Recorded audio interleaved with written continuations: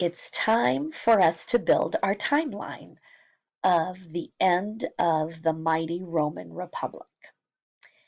So we know that a civilization falls over the course of many, many years. And these are just a few of the things that happened at the very end of the Republic. In 70 BC, the Romans had two consuls in charge, Crassus and Pompey, and they were both generals, but they were very unpopular people as generals, as consuls.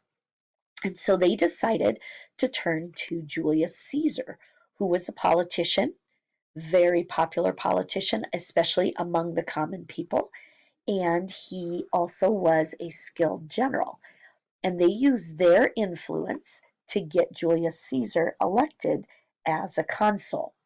So now they are leading all together. Pompey, Crassus, and Julius Caesar are the first triumvirate. A triumvirate is a group of three people with equal power. Now, this triumvirate decides to give Caesar a large army and send him off to Gaul to try to conquer there. There's uprisings among all the tribes, and this is a huge honor for Caesar to go lead that army.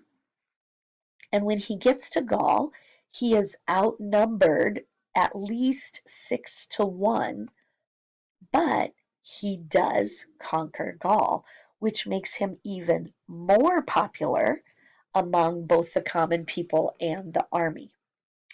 Well, in 53 BC, Crassus dies.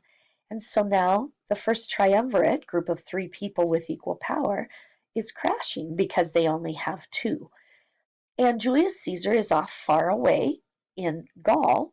So the Senate says, with Crassus gone and with Pompey the only one left, he needs to be the leader. So they appoint him the sole consul. Well, Julius Caesar is not happy about that one bit. And so he leads his army into Rome and he starts a civil war against Pompey, Roman against Roman. And as you might imagine, Caesar is the winner of this. And Caesar then names himself the sole ruler of Rome and he names himself dictator for life. That's not what the Romans want. The Romans don't ever want another king, and this is looking like Caesar is going to name himself king, and then they're going to go back to what they had before.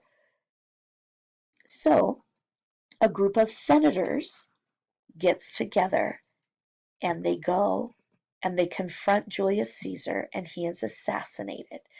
Now, you've had a couple of pictures in your book that allowed you to see some of the artwork and the emotions that were behind that event. Once Julius Caesar was assassinated, then they have no ruler, and Roman begins fighting Romans, people that were for Julius Caesar, people that were against Julius Caesar, and that starts a civil war. And the republic now is lost. No longer do they have a government led by officials who are elected by the people, but now they need to get somebody in charge who can take over and solve this mess.